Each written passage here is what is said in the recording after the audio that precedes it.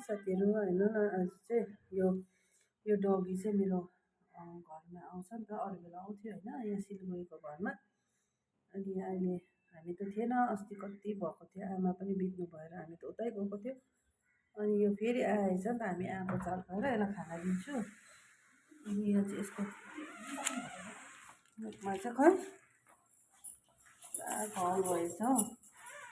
डरलाग्दो घाउ भएछ यसलाई चाहिँ क्यान्सर जस्तो नै भएको रहेछ खाना खाँदाखेरि पनि कस्तो साह्रो पऱ्यो क्या यसलाई खाना खानु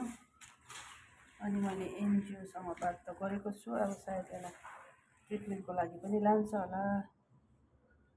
हेर्नु न साथीहरू बिचरा अब म त थिइनँ है कति दिन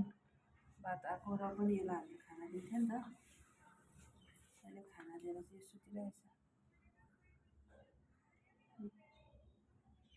खालि सुत ल तँलाई लान्छ नि ट्रिटमेन्टको लागि